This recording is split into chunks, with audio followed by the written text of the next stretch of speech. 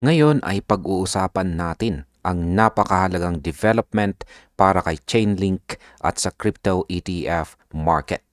Kamakailan lamang lumabas po ang Bitwise proposed spot Chainlink ETF sa DTCC registry na karaniwang indikasyon na malapit na po ang launching.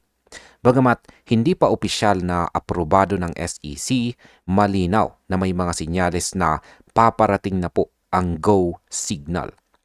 Sa video na ito ay pag-uusapan po natin kung ano po ba ang ibig sabihin nito para kay Chainlink, sa mga investors at sa mas malawak na crypto ecosystem. Ayan, simulan po natin sa ating unang katanungan kung ano po ba ang ibig sabihin ng pre-launch listing sa DTCC.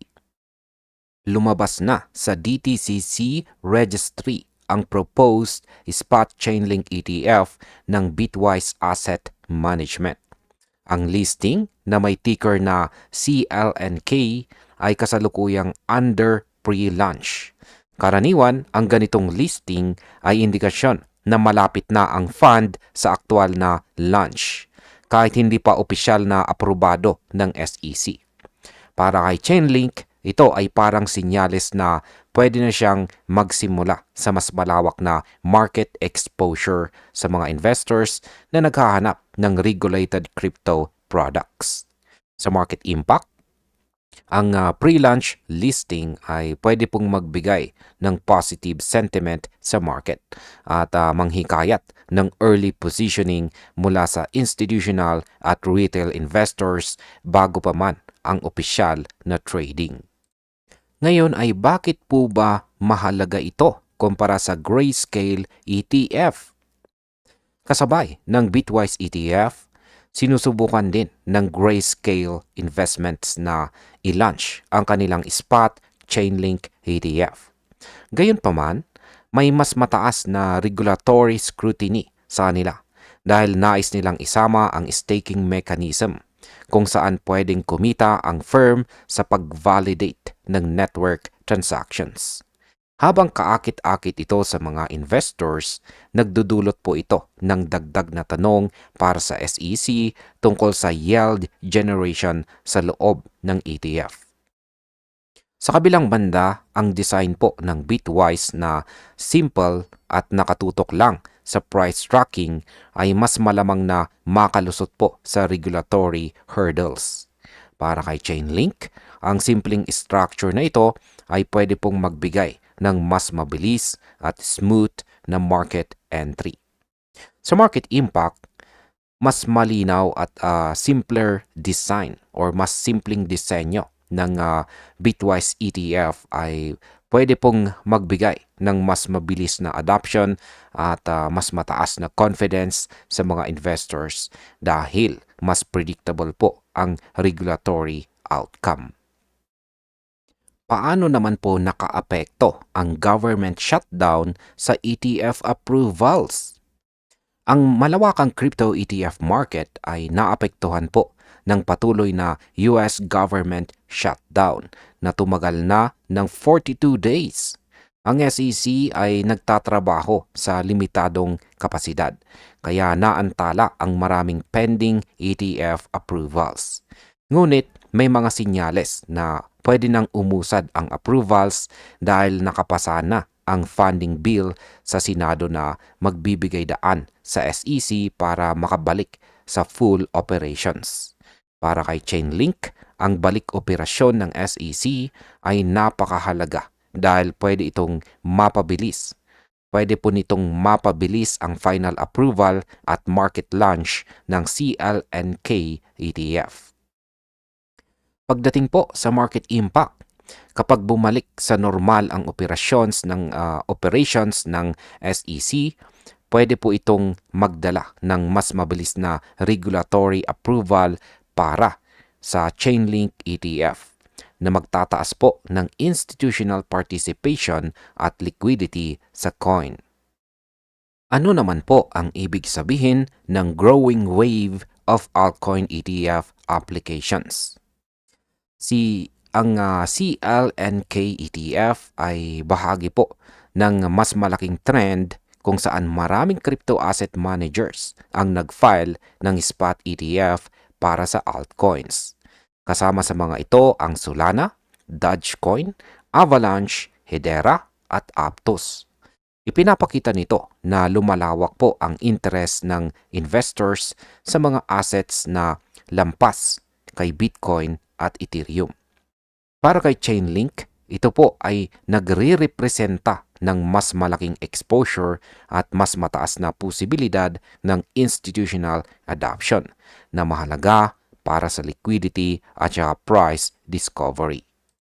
Sa market impact, ang lumalawak po na interest sa altcoin ETF ay pwedeng magdala ng mas maraming capital inflow kay Chainlink at magpatibay po sa kanyang long-term bullish outlook.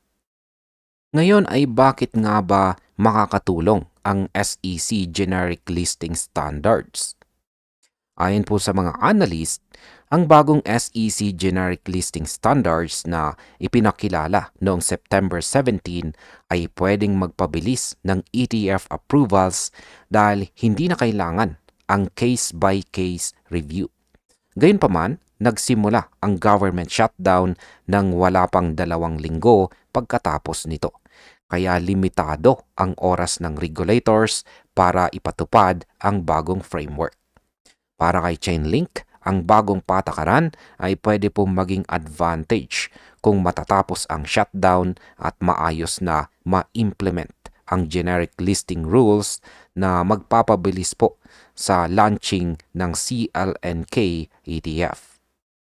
Sa market impact, kapag na-implement ng maayos ang SEC Generic Listing Standards, pwede itong magresulta sa mas mabilis na market entry para sa Chainlink ETF na pwede pong magdala ng mas mataas na demand at institutional interest. Ngayon ay paano po makakaapekto ang staking sa perception ng mga investors? Bagamat hindi po kasama sa Bitwise ETF ang staking, mahalagang banggitin na ang staking ay nagiging trend sa crypto products. Pinapakita po nito na may additional layer ng yield generation na kaakit-akit sa mga investors. Si Chainlink bilang coin ay pwedeng makinabang sa perception ng potential rewards na dala ng staking kung ang network ay gumamit nito sa hinaharap. Gayunpaman, ang simplicity ng Bitwise ETF ay nagbibigay po ng mas predictable regulatory environment kaya mas kaakit-akit ito sa conservative investors na naghahanap ng regulated exposure. Sa market impact, ang perception po ng staking potential ay pwedeng magdagdag ng long-term bullish sentiment. Pero ang simplicity ng ETF structure ay nagpo-provide ng short-term regulatory confidence.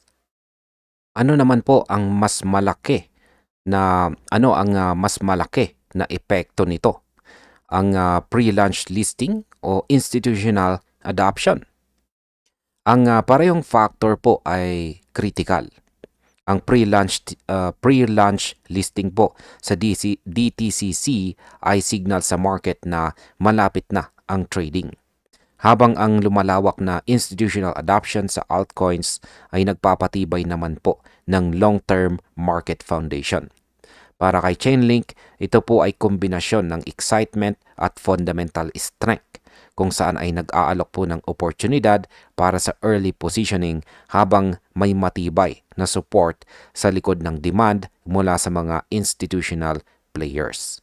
Kaya ang market impact po nito ay ang kombinasyon ng pre-launch signals at institutional interest ay pwede pong mag-udyok ng immediate price uptick at mas mataas na volume sa trading ng CLNK. Bilang panghuli ay ano naman ang aking masasabi tungkol dito? Para po sa akin, si Chainlink ay nasa tamang track or daan para sa isang malaking milestone sa crypto ETF market. Ang pre-launch listing po sa DTCC ay malinaw na indikasyon na paparating na po ang go signal, habang ang simpleng design ng Bitwise ETF ay nagpapakita naman ng smooth regulatory path.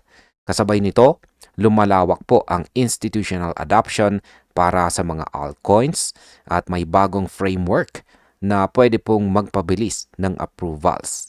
Ang lahat ng ito ay nagpapakita na si Chainlink ay pwede pong magkaroon ng mas mataas na exposure, liquidity at potential upside sa short at saka long term. Sa kabuuan, exciting po ang development na ito para sa coin at para sa market.